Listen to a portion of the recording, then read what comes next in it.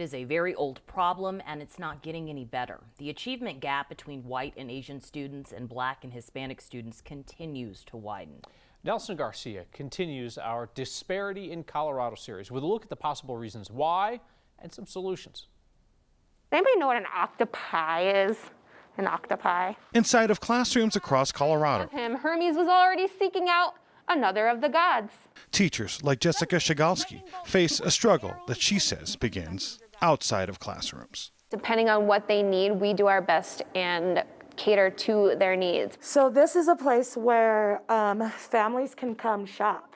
Melody Means is the Dean of Culture at Wyatt Academy in Denver, where a clothing boutique in the city's oldest school building may help tackle the nation's age-old problem called the achievement gap. Kids of color are achieving at a slower rate than kids that are not of color.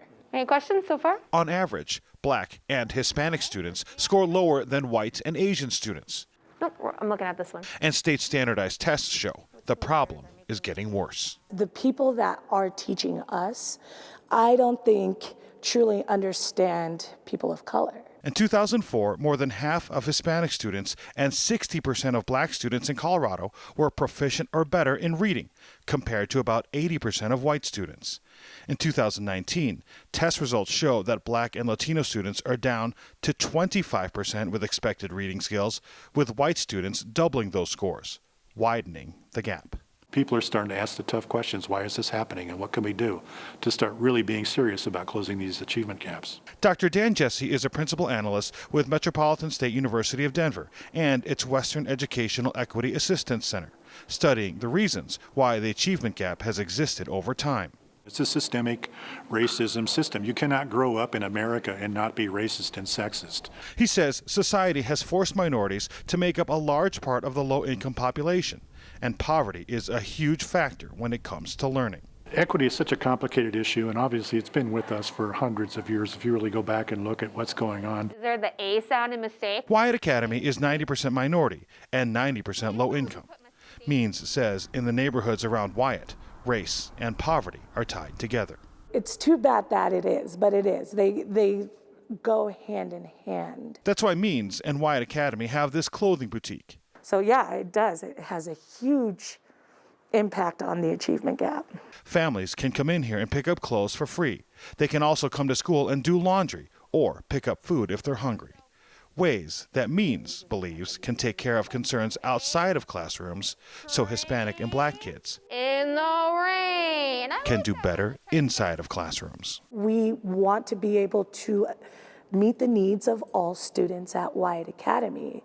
This is why we're closing the achievement gap. She's also creating individual learning profiles and supporting teachers to develop better ways of teaching kids of color.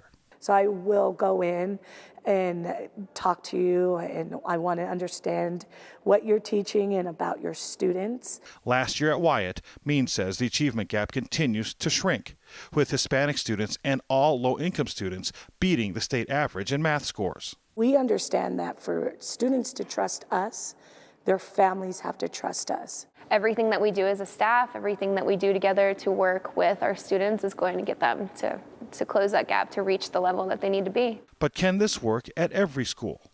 Jesse says yes, but it's difficult. I think people do tend to get burned out by that, and in bigger districts you'll see that quite often.